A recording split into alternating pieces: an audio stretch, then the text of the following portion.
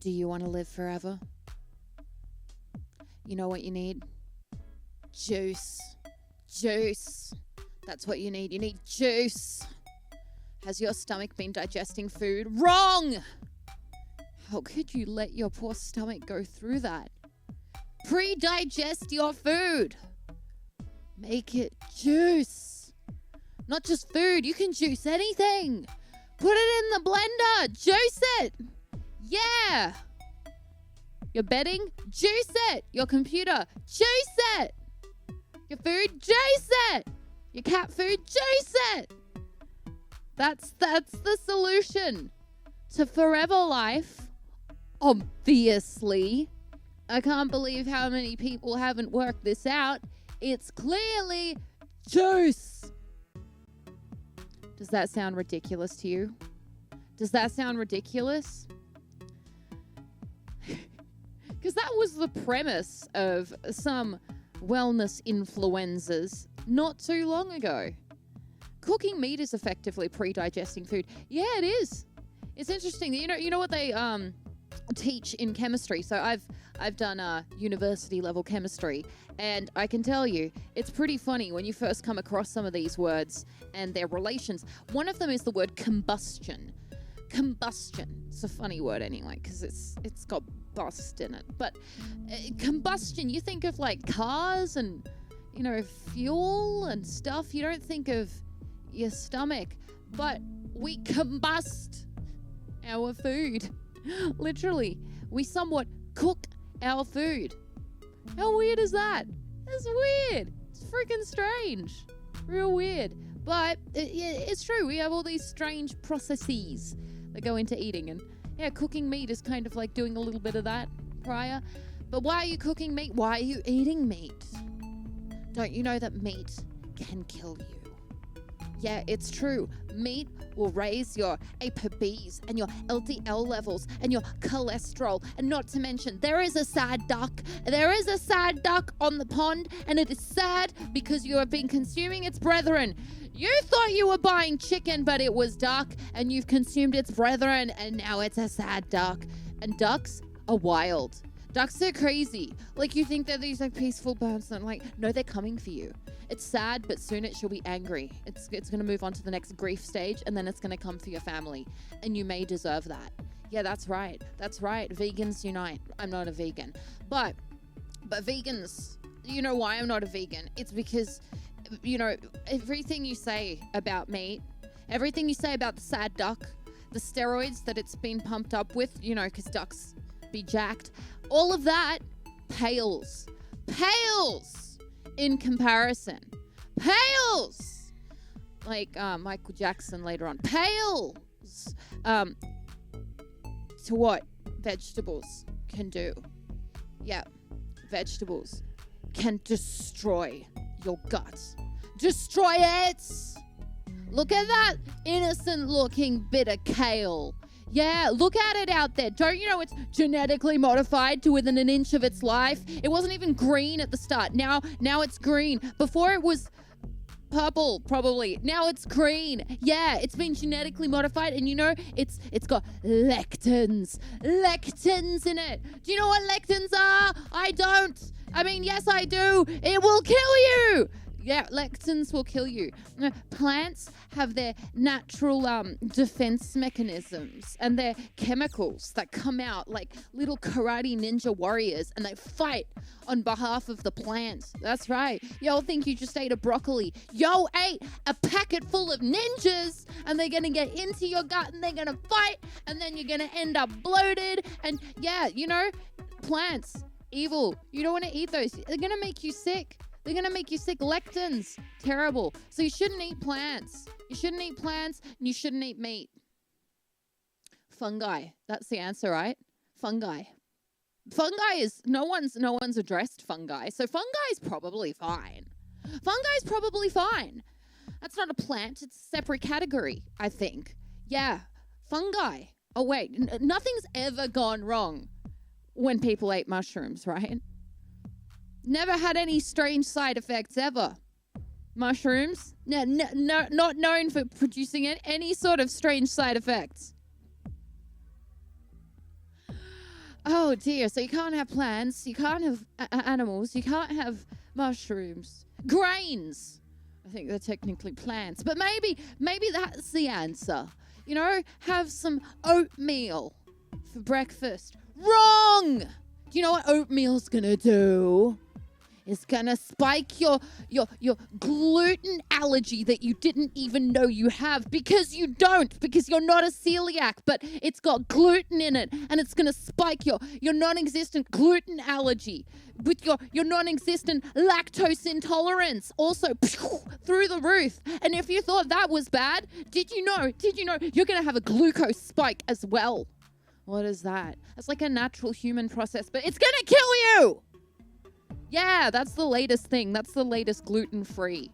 The latest gluten-free is glucose. It's like they took one glute word and they found another glute word, and they're like, people are sick of gluten. Let's go for glucose. I mean, it's not too much of a stretch. You know, people are not that creative. We don't want to bring a whole new word onto the table. That's just gonna confuse people. Let's go with one that they half know already. Glucose. Yep. You're gonna have a glucose spike.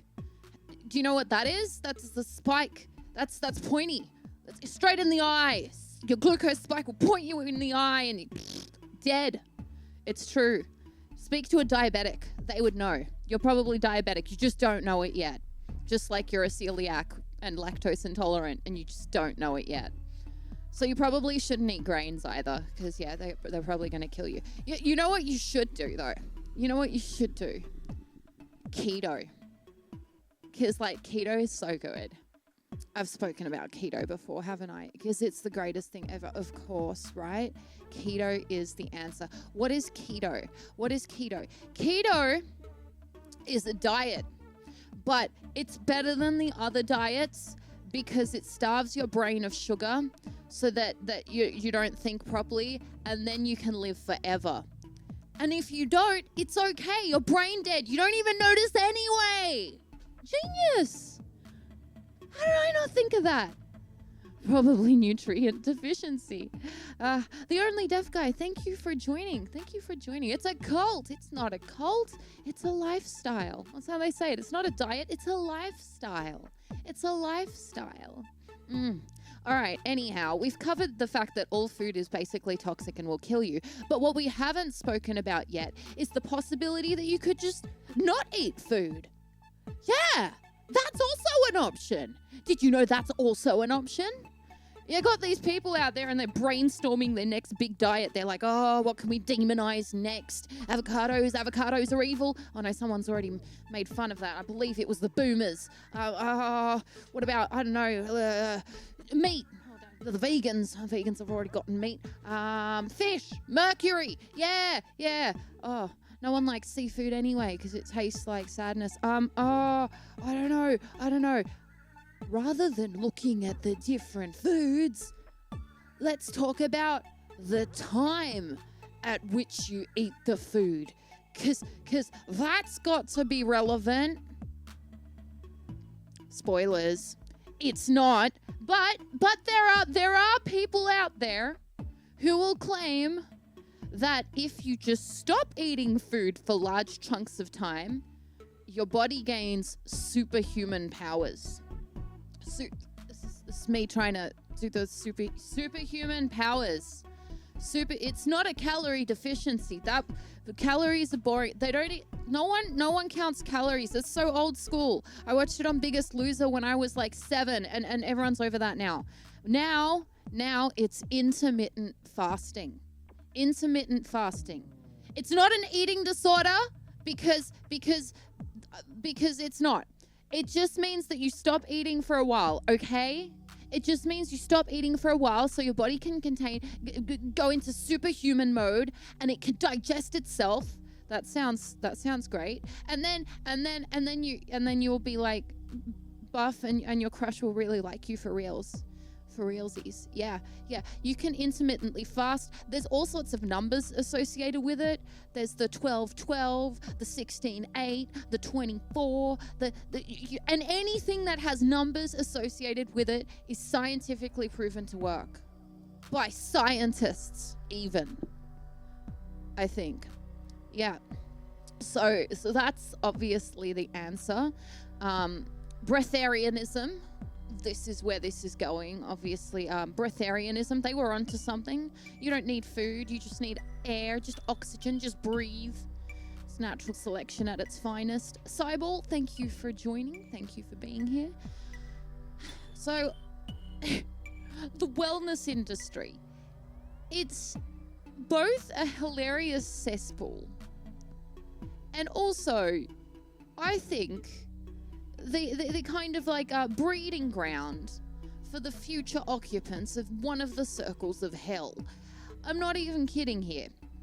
It's pretty funny to look at if you're not involved in the circus.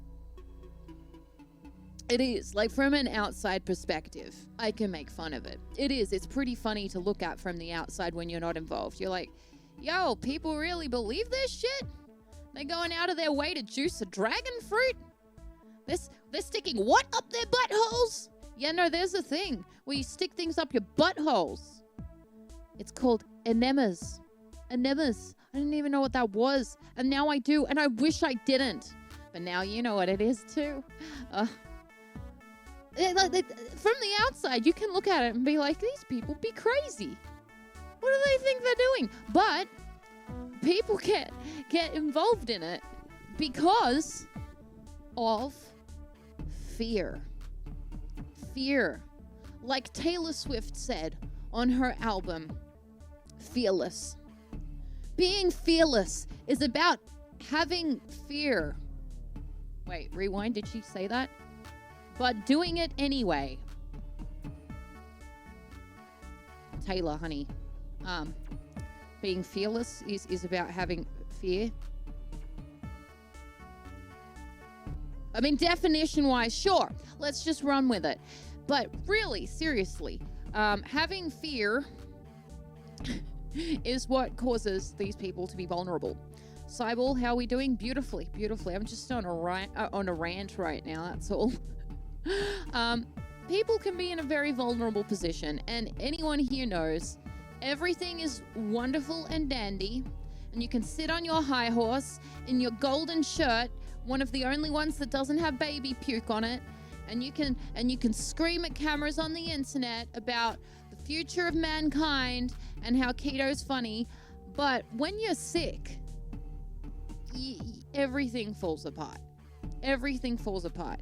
And things fall apart even more so when you're real sick. When you're real sick. Or if you are getting along in years as well. If you're getting along in years, that often goes along with it too. And then people are like, oh man, I'm sick. I need to get better. Most reasonable, objective people, everyone would describe themselves like that, by the way. If you ask absolutely anybody, everyone would say, I do my research. I don't just believe random shit. I wouldn't fall for that. I am intellectual. I am intelligent, unlike those stupid idiot faces that don't know how to think with their brains. I do the thinking with my brain. Everyone says that about themselves in some fashion. Not a single person on this planet, when you ask them, have you really looked into this, would turn around and be like, no, I just kind of do shit and hope I don't die. Yeah. No one says that. No one says that because everyone thinks that they're in control. Everyone thinks they know what they're doing. But everyone reaches for them vitamin C tablets when they get a cold, don't they? Everyone has tried them echinacea pills. Everyone out there has made themselves some chicken soup, some hot tea. When these things are questionable at best when it comes to helping. And your cold/flu, well, cold specifically, will probably pass anyhow. It'll just be unpleasant. And the reason why is because when you're sick, you're like, any relief, please. I don't care what it is. I just want relief. And so that's why I think there's a specific circle in hell. Chicken wrap, same thing. Yo, MC Chicken. But That's why I think there's a circle in hell for this stuff. I was inspired to do this rant because there's this, I guess it's a fictionalized series based on the true story of Belle Gibson on Netflix that's just gotten some attention. It's called Apple Cider Vinegar. And Belle Gibson, for those who don't know, is an Australian. Allegedly, we disown her. And she claimed to have cancer, brain cancer, no less, and to cure her brain cancer with her diet. That's right. Yep. And you might say, well, that's ridiculous. No one can do that. And you would be correct. But think about it this way.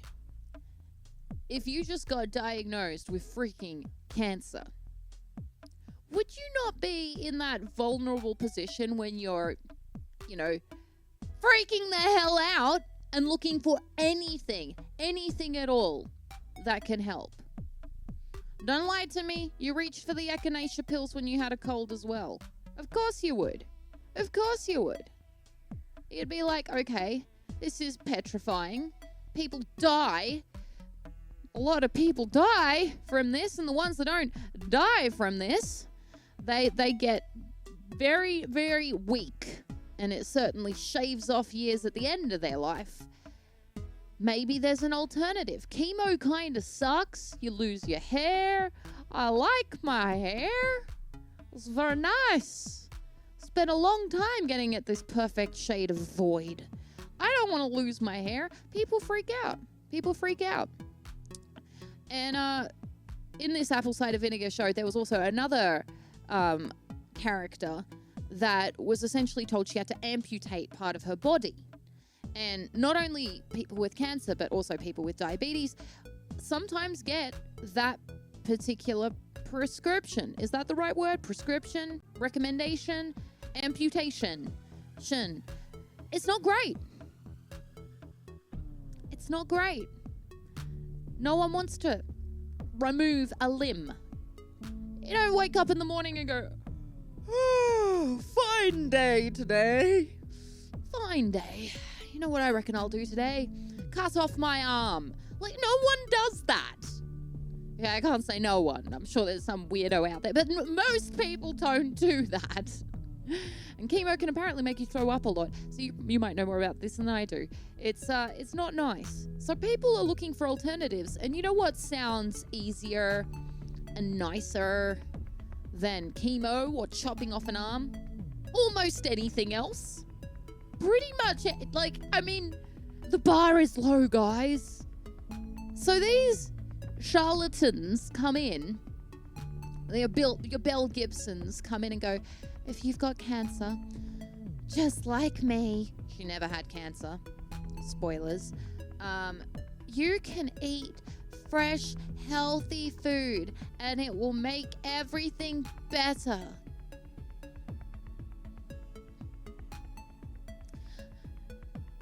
Yeah, nah, that's not how cancer works, guys. That's not how you solve that. I mean, in general, I'd say most of the time you probably should aim to eat healthy, whatever that means. Most of the time. Not all the time, though. Because who wants to be a buzzkill? If you're like a little kid's birthday party, it's like little Timmy's running around. Yeah! It's like, hi, Timmy! How old are you now? I'm 3! I'm 3 now! As Timmy drools down his face. Oh, you're 3, are you? Wow, that's wonderful. And Timmy's like, I helped Mummy make the cupcakes. Look, I helped. You're like, I can tell. Yeah, I can tell. And Timmy's like, are you gonna try one? And you're like, look, is it gluten-free? And I'm on a low sugar diet. I don't eat carbs. I hope that you've made it with wholemeal as well. Timmy's gonna be like, Timmy's mum is gonna be like, get out of our house. Who are you? Nah. You know, eat Timmy's cupcake. It'll probably kill you, but like eat it anyway. He put work into that, and he put Play-Doh into that as well. That's why it's salty. And no, it wasn't meant to be blue, but it is now. Anyhow, where was I? Wellness influenzas. So they'll peddle this stuff. And I think the biggest issue is actually that you got these vulnerable people that are freaking the hell out, that are, you know, vulnerable to these messages. You can rebut anything by saying it's a conspiracy. Try it with me. The sky is blue. No, it's not. It's a conspiracy. I woke up this morning. No, you didn't. It's a conspiracy. I mean, I live in Australia. No, you don't. Australia is a conspiracy. You're married to Patrick. Patrick is the most glorious man in the world. You can't rebut that one. That's true. No conspiracy theory here. Have you seen his hair? It's amazing. But you can rebut almost anything with it's a conspiracy, which means you got people out there who are teaching these vulnerable people to use this stupid rebuttal. You know, you could go to an oncologist that studied for over a decade and has worked with cancer patients using thousands of years worth of research put together through the scientific method and the greatest scientific minds of all the various generations in the last century. Or you could listen to Belle Gibson and make yourself an orange juice with organic oranges. Because you see, everyone else is paid off by big food and big pharma, and the medical industry is corrupt. As soon as someone learns that system, it's a conspiracy theory. The medical industry is corrupt. It's a conspiracy. You can cancel out anything. I love a good conspiracy theory myself. These ones are boring. I like the ones that involve like aliens and like, you know, robots, cyborgs, things from 20,000 years from now. Something a bit more color, a bit more lasers myself. But you know, that sounds like a conspiracy. You're right, Patrick. Everything I'm saying right now is probably a conspiracy. But yeah, it is concerning. You take these vulnerable people, you teach them this bull crap, and then they can rebut anyone with sense that comes to them and says, that doesn't sound right. I thought doctors do the medicine, not random 20-year-olds on the internet with Instagram profiles. Wrong! Doctors are a conspiracy theory. You know, circle of hell stuff. This is circle of hell stuff. They're going to burn in that circle, these wellness influencers. Burn. Or should I say, much like our stomach acids, as they digest our semi-digested meat, they're gonna combust. Don't forget to hit the subscribe button and notification bell, because clicking things is fun. If you want to see the full versions of these Twitch streams, then you can on my channel, twitch.tv/MaryAmber. And if you want to catch VODs, if you've missed streams, then check out my Patreon, Ninja Club, patreon.com/MaryAmber.